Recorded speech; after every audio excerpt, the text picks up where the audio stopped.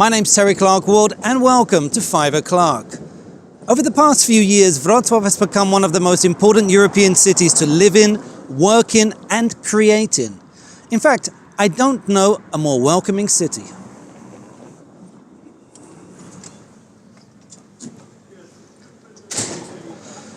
What strikes me the most about this city is its consistent ability to inspire newcomers, to do things, try things, and importantly, not to leave. Before we meet today's guest, let's go to the clue table.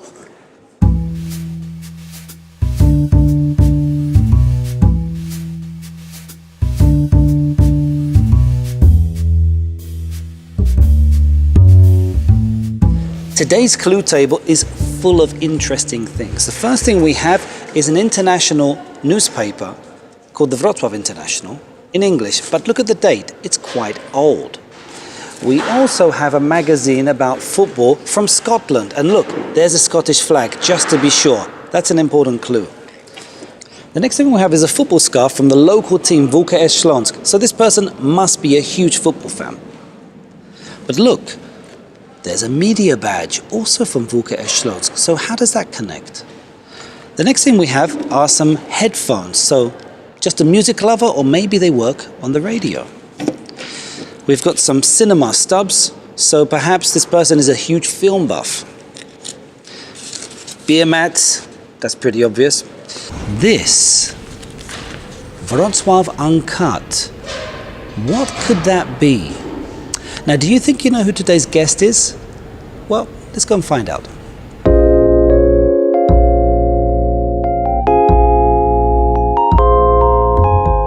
Today's guest is Scottish editor-in-chief of popular English language portal Wrocław Uncut. Welcome to 5 o'clock.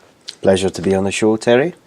Gregor, tell me, how did your relationship with Wrocław begin? Well, like many people who graduated with a social sciences background, I was looking for places to get out of my comfort zone at home, maybe go and find a new experience, and I came to Wrocław to do some English teaching, but you know, things have moved on since then, and I've started to do a number of other projects and various different things. So the initial thing really was about adventure. I'd like to get out and see a bit of the world. Yeah, I wasn't working in a particularly interesting job back in Scotland. I've seen some of my friends go to the Far East and teach in Korea, but I wanted to stay in Europe but be somewhere new, be somewhere interesting. And one of my friends had just come back from Wrocław and Krakow and recommended Wrocław, so that was the reason to come here. Okay, and how similar is Wrocław to the city that you're from? Aberdeen, right? Well, I'm from Elgin, which is in Speyside, which is whiskey country, but Aberdeen is my student city. Okay, so how similar is Aberdeen to Wrocław? Well, I'd say that Aberdeen is a little bit more like Gdansk because it's on the coast. It's open to the elements, and it can be cold. Obviously, Gdansk is warmer in summer. I'd say Wrocław is more colourful because Aberdeen's buildings are built with granite, so they're very grey. If you compare that to Wrocław's Rynek, you know, it's full of technicolour, so it's much brighter. But one thing they do have in common is the university nightlife. You know, Aberdeen has 2 universities. I know Wrocław has more, but Wrocław is also bigger. So they have a thriving student community and a great nightlife scene. Gregor, when were you struck with, hey, I can do something here in Wrocław? This kind of goes back to the story of English language media in Wrocław and the growing number of internationals who are coming here, foreigners who are coming here. There was an Irish woman called Grace Sexton who set up a free newspaper which was in English. And that was on our clue table, the Wrocław International. Yes. So Tell us about that. Ran for a year or two. It was a great initiative. Grace Sexton worked very, very hard to make it work, but it was a difficult gig. So you were a journalist originally for the Wrocław International newspaper? Yes, I was a volunteer journalist, and I was on the editing team, and I helped to edit articles and also wrote articles myself, of course. This was, I suppose, the precursor for what you're doing currently, which is the Wrocław Uncut English language portal. Yes. around about that time when the Wrocław International was going, I made a visit to Berlin and I picked up a copy of Ex-Berliner magazine, and I really liked the style of that magazine. I really liked the way that they were presenting the city in an artistic and a cultural and a vibrant way. And I wanted to take that idea and then show what was going on in Wrocław, because there's lots going on here too, and put that into a website that people can access for free every day. And what kind of readership do you have for Wrocław Uncut? Are many people reading it? Is it popular? Well, we're approaching on 6,000 Facebook fans right now, which I think is quite good for a city this size and the number of foreigners. But sometimes you have up to 10,000 people reading one article in a day. Is that right? Well, we can get figures like that. Obviously, if something is a scandal or something is very popular, yes, we can reach those high figures. It does go up and down like all websites, but on a good day, yeah, we can reach that high. So what's it like being a journalist here in Wrocław? Is it difficult? Challenging? Well, you need to have things going on. You know, if there's nothing to report on, it's boring, isn't it? What do you write about? And Wrocław is a city that's constantly evolving. It's got a illustrious past, and it's got, by all means, a bright future if we look at what's going on here at the moment, and nationally as well in Poland. There's a lot going on too. So there's lots to write about. But outside of Wrocław and even outside of Poland, I know that Wrocław Uncut has actually received quite a bit of recognition from some big names. Could you tell us a bit about that? Well, we managed to get in the Ryanair magazine. We were recommended in there a few years ago. I had the chance to meet one of their journalists and show them around town, go to a few pubs, have a few beers and some old school Polish food.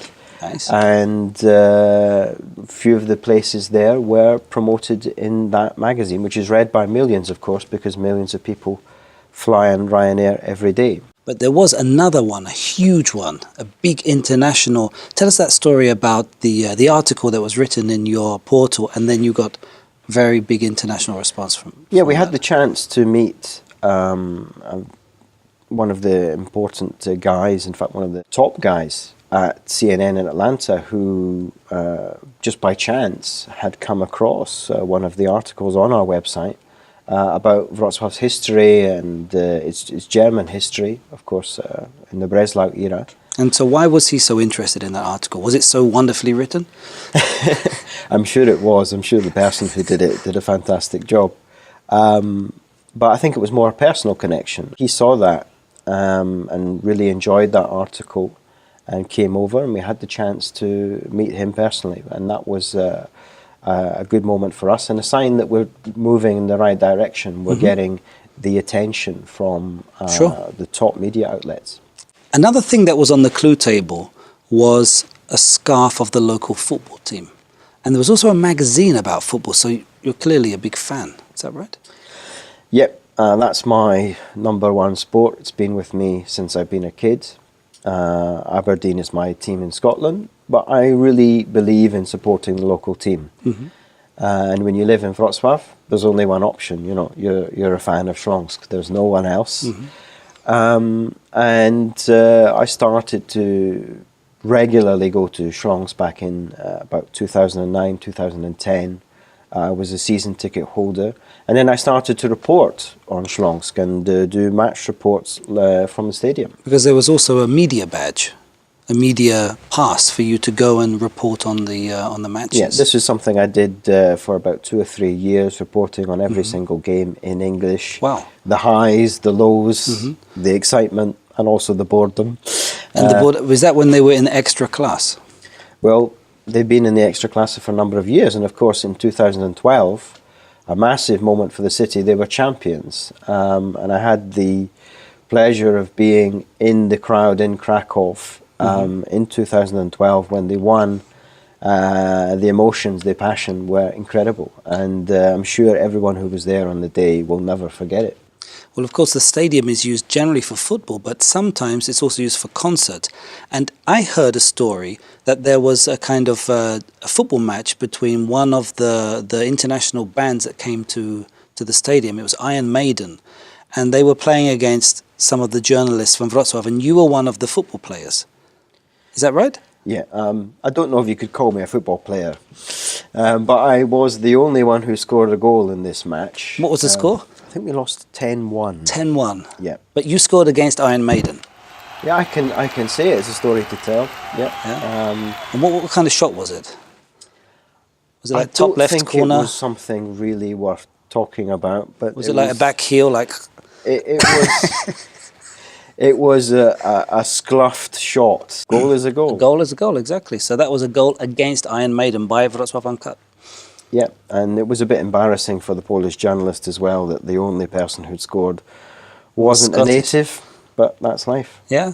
The other thing that I noticed on the clue table that was quite significant, because it was quite large, in fact, were headphones. What's all that about?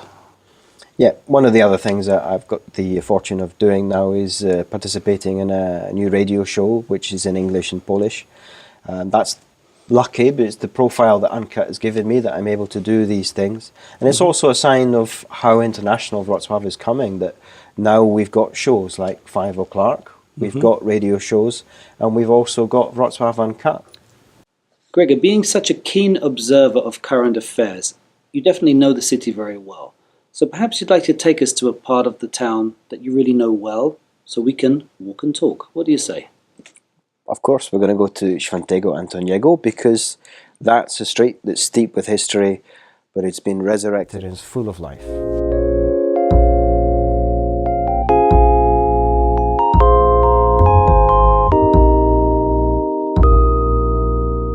We've just crossed the road from the cinema. Okay. We're one of the great streets of Wrocław Old Town. Okay. Behind us, we've got, of course, the statue of 4 denominations, which is a recent addition. A few metres in front of us, we've got a good example of that, where we've got a modern, contemporary, you could say hipster, cafe, which is in the place of a funeral parlour. Okay. Step up a little bit longer to the end of the street, and we've got another funeral parlour, but this time it's been converted into a craft beer pub. Okay. So it's kind of symbolic that we've got 2 places that symbolise death, and now they're kind of thriving. We've got people coming in, relaxing, enjoying themselves, having a beer or having a coffee. Okay. And I think that's representative of this idea. So this street is really like a mix of many different styles of architecture, a lot of different colours, and it's created a kind of very, I suppose, hipster vibe, hasn't it? In recent years, yes. Yeah. I don't think that was there so much before. When I started Wrocław Uncut in 2012, this process was just beginning.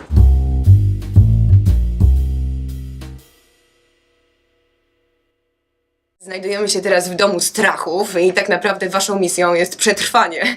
Każdy, kto się tutaj pojawi, liczy na takie silne emocje i żywimy nadzieję, że po prostu każdemu z was podniesie się tutaj ciśnienie, że zrobi się tu ciepło nawet w najmroźniejsze dni i że po prostu ujdziecie w jakikolwiek sposób z życiem. Today's challenge is to check if Gregor the Scot is really a true braveheart or not. And we're going to enter the house of fear. Greg, are you ready? Yeah. You're not scared? It won't be as scary as a letter from the tax office, so we'll see how it goes. Well, let's go and find out.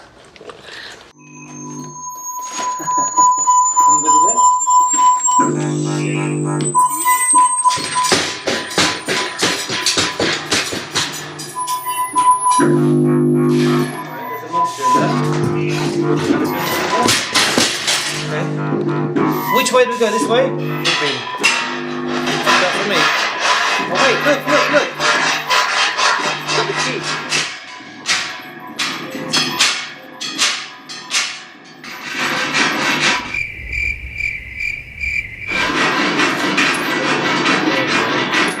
Yeah, we're out.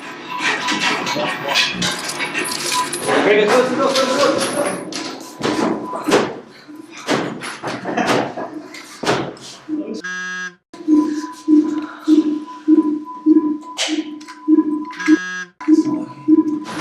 Okay, let's go.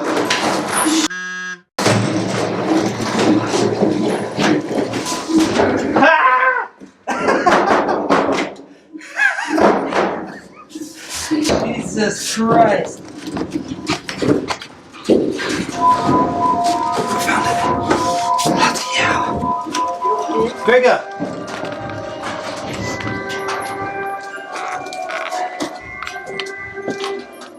There's loads of scary hands. I bet one of them's real. I bet that one of them's real. Are you sure we're not in the Contemporary Art Museum? Greg, come on. Give us a touch.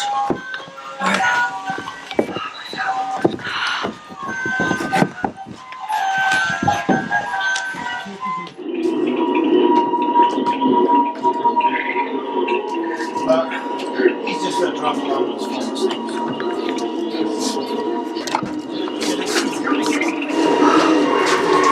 That was kind of scary. There's somebody coming after us.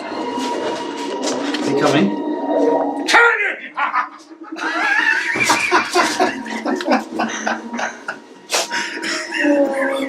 Alright. Did you do... I don't have any membership, I'm afraid. You really could do it with a haircut, couldn't you? Not got any whiskey either.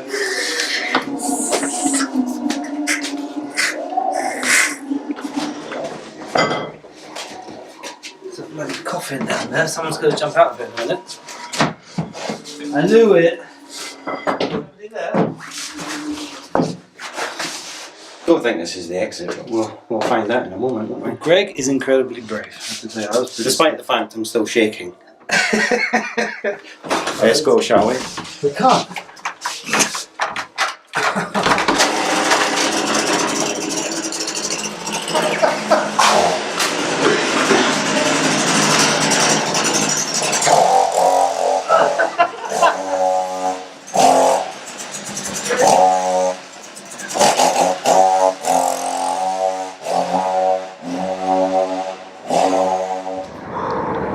Our guest today, Gregor, is incredibly brave.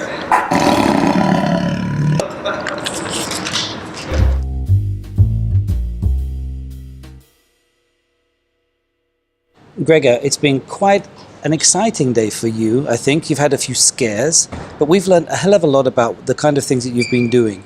And I wanted to ask you now, is Wrocław now your home? You never know what's going to happen in the future, and something might take me elsewhere. Like I said, you never know what's going to happen, but Wrocław will always stay with me. No matter where I go, I've been here almost 10 years now, and this city will never go away from me.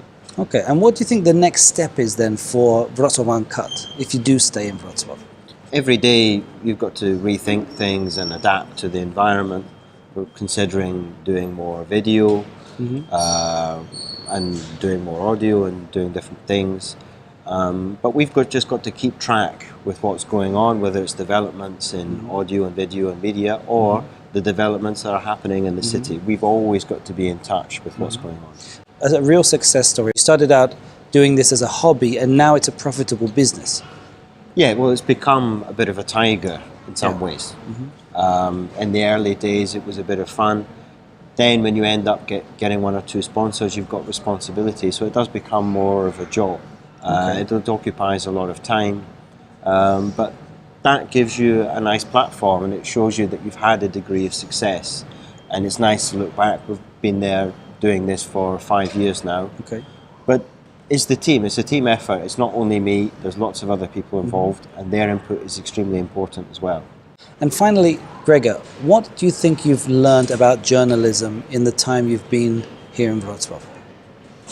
I think I've learned that things have changed. Yes, print media is obviously less strong as it was in the past. More people now read information on their mobile phones. We get a lot of visitors on mobile.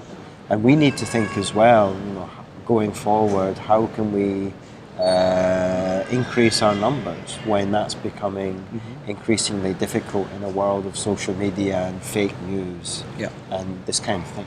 Okay, so basically, I think we should just finish by saying, if you come to Wrocław, the first thing you should do is to check wrocławuncut.com to find out what's going on, what's worth seeing, and where to go exactly. It seems that every city has something unique about it. One is windy, another one is eternal, and one never sleeps. But Wrocław is completely unique because of all the wonderful people you can meet. See you next time on 5 o'clock.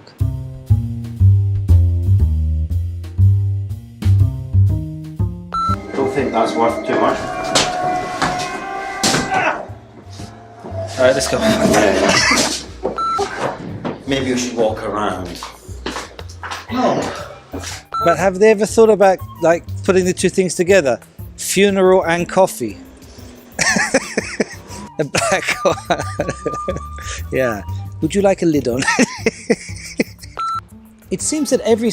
Shut up, Pablo, please. Thanks very much, Greg. You've been a great guest. Very, very good pleasure, Terry. Okay, that's a bit weird. You might want to do that now.